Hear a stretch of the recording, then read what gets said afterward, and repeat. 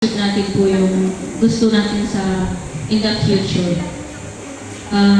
Inaanahan ko po si Ma'am Russell para i-explain kung ano po yung VMGOs. VMGOs.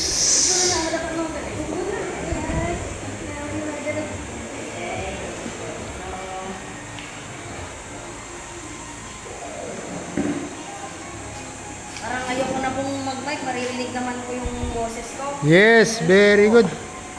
Actually po is meron po kayong kopya po dito ng CRMF po ninyo noong 2010. Ito yung unang CRMF. Pero yung mostly kasi na old CRMF po na nakukuha po namin sa Liga na sa records po is mga ganito lang siya kalipis. Kaya nagkakaroon po siya ng updating, idadagdag po ito. So nandito naman na po yung ilan sa mga nakikita namin na nasulat po ninyo noon or yung mga nauna, mas bago naman na po yung mga members or wala na sila, yung mga gumawa dito. Yung parang ginawa din natin kahapon as walk, gagawa lang din tayo dun sa 4 na factors, environmental factors, or kung gusto nyo na i-adapt natin ito, magdadagdag lang po tayo ng konti as based sa present na nangyayari po ngayon. Ano yung mga gusto natin i-implement sa area, ano yung mga gusto pa natin na maging ma-improve, ganun po, or madagdag based po sa makakatulong sa livelihood ng PO and sa individual sa community. Ganun po. Since na-open na ninyo kahapon yung about sa partnership, ganun po, ilalagay po natin siya dito as vision po natin. Mag-base po tayo sa ilan sa mga dito, makakatulong sa kapaligiran, ganun, sa ecosystem, water, mga ganun po kung may target po kayo. Lalo na kung mahirapan talaga ang tubig, ano po yung parang target ng PO, ganun na magawa. Yun lamang. Andun po yung, gagamitin natin na buko na akong ginakatayo. Para mas elaborate.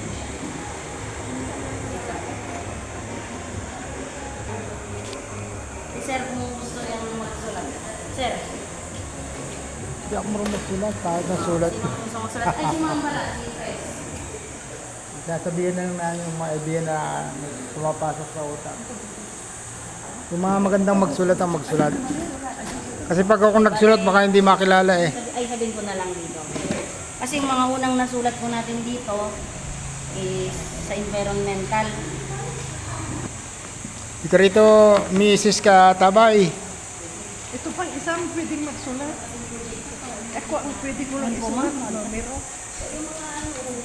Anong numbers? Mabaling dating nga yan. Pang-ending ka lang pala? Hindi ko Pang-ending lang kasi numero lang eh. Ending. poverty lang. Kumatiyo ka, ikat to. Resources cannot concentrate.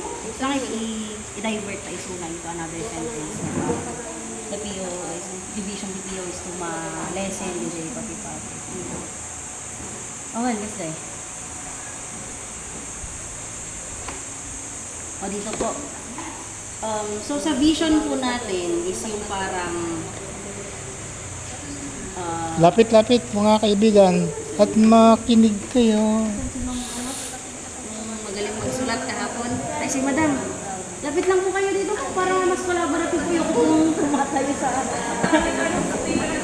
para may active participation. Collaboration. Ma'am, baka gusto niyo pong kahit ilang ideas naman po, i-guide po namin kayo. I-summarize pa naman yan eh.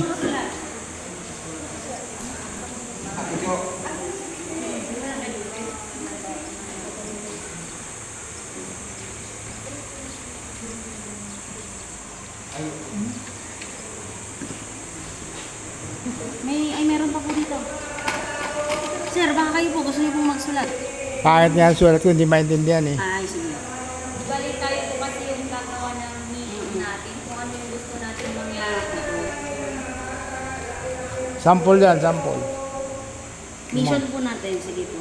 Di ba may sinasabi kang sample na mission, vision dati? Opo, base po dito sa old CRMF po ninyo, sir. Oo. Pero kung gusto, base sa present po ngayon, kasi ito po is nung 2010 pa, which is lumipas na po yung ilang taon, parang hindi na po timely yung mga vision or mission po ninyo noon. Kasi na-implement man po or hindi, ngayon po is 2024 na ilang ano na po yung lumipas. Yun ba is parang feasible pa ba siya ngayon? Yun po yung tanong. Kung pwedeng ibahin po yun at magiging mas kung ano yung mas nababagay sa ngayon po. Yun po yung titignan po natin. Kaya pwedeng maiba po ito, hindi po tayo magre-rely dito. Though magiging guide pa din naman. Yun Kung nga. gusto nyo ulitin yung nandito or dadagdagan po natin ng mas timely na idea, mas bago, ganun po. Hindi, ang gusto kong marinig namin yung mga dating mission. Kasi doon tayo magbabase kung paano. Ay, dating vision. Kasi halimbawa, sample yun eh. Oh, yun nga po. Yung parang nasabi nyo kahapon, ang isa kasi dito is to lessen the effect of natural calamities. Yun po yun. Typhoon occurrences in the area cause damages to the mangrove stand due to strong waves and wind associated to them. Yun po yun. Ano po yung magiging mission po ninyo? Ano yung magiging action ninyo sa mga natural calamities po na nangyayari? Paano nyo po siya na-foresee? Ano yung pwede ninyong gawin on how to malesen po yung effect ng natural calamities? Actually, yung sinasabi ko kahapon na parang breakwater do sa boundary ng kwan. Yun po, yun po yung magiging vision po ninyo. Sige, sabihin niyo po yung mga ideas. Parang kasi kung magkakaroon nung breakwater para hindi malakas masyado yung alon pagdating do sa mangrove. Para makalaki yun. Pwede pa siyang gamitin for livelihood project yung loob. Kung malalagyan siya ng parang Ay, pwede po ito, ma'am. Gamitin niyo po yung pen po para mas visible po yung sulit. Para mabituran po, ma'am. kasi maraming pwedeng gawin doon sa loob pagkakanalagyan ng kwan yun eh. Kaya lang talagang parang suntok sa buwan kasi ang mahal nun eh. Baka sabi nung isa sa likod kahapon eh, milyon ang kailangan eh. Pero meron sigurong alternative na pwedeng gawing Kasi pang papasok breakwater. siya sa goals po natin kasi ang isa sa mga goals po natin is nakita po namin yung area kanina. May mga doon sa area doon sa may mga kabahayan, may open pa po doon. Which is okay pa siya for planting. Pwede pa. Pwede siyang maging goals, tatamnan pa ng mga angkop, mga ganyan po. Ganyan kasi yung itsura ng VMGO, sir. Sa mga naunang CRMF. Ito po affirmed na siya. CRMF siya ng Rangay Bantay sa Ordaneta. Pwede po siyang pero upland kasi ito, hindi po siya coastal. Hindi siya pwede sa amin. Pero ibig sabihin, meron siyang pwedeng pagkakuna paano bagawin yung mission, goal, saka objective. So, diba? Kasi kung wala tayong makikitang sample, hindi tayo makagawa. Water break na assessment. Vision pa lang. Vision. Alam bang unang gagawin? Vision. To lessen the effect of waves, saka yung storm surge. Storm surge. Yun po. Para hindi mahalungkat yung ugat ng bakawan. Sige, sulat nyo lang po, ma'am. Kahit hindi nyo po English, okay lang. Tagalog naman tayo eh. Kung hindi pa kaya, di Pangasinan. Yung Tagalog natin. Ha? Daluyong. Yung malalaki na. Daluyong. Daluyong. Oo. Daluyong. Ang bulinaw, daluyon. Ano yung alo? Yung daluyon sa bulinaw, basta alon. Pag daluyong, kung yun, malalaking alon natin sa Tagalog. Pero yung alon, Yung alon, daluyon. Alon lang. Pero pag daluyong na, may kasama ng kwan yun. Kasama ng malalakas na hangin sa Tagalog. And for now, may plano pa naman ng association na ituloy-tuloy po yung pag-produce ng mga mangrove po, di ba? Na replanting. Yun po, mission po natin yun. Saka yung sinasabi mo na yung nakita nyo ng mga area pa na open, ilagay rin natin na Open doon ay pinuntahan ko kanina. Opo. Yung banda na may, kasi pakad ay dampay na po yung adobe. Ano po, hindi po yan yung tusukan na ng bunga ng pakad. Hindi po, initusok lang yung bunga nun. Kasi medyo ngay, Ano yung buhay? Pwede naman May part kasi siya, ano, may buhangin siya sa ano, gitna ng mga bampay.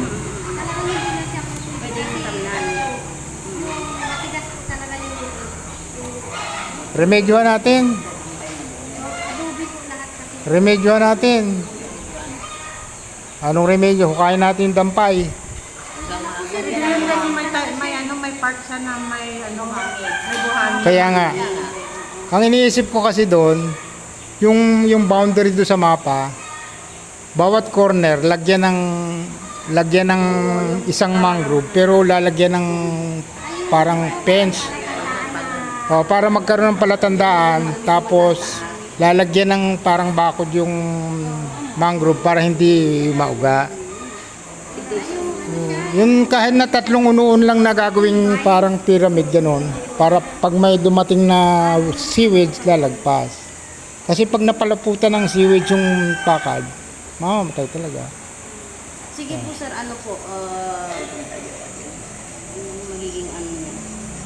I-raise po natin kung sakali na kung gusto niyo po is magkaroon ng markers. Yung boundary. Sige.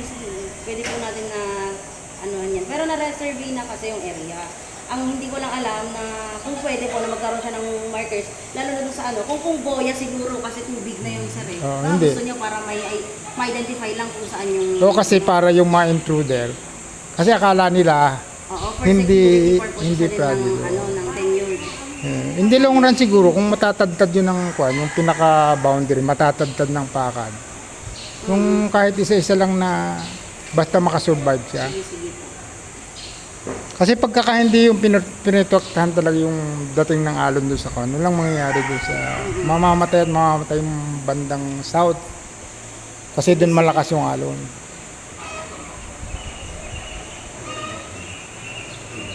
Tapos dito po, naglagay po kayo dito ng resource degradation and biodiversity loss. The dependency of fishers to catch fish and other natural resources in the area and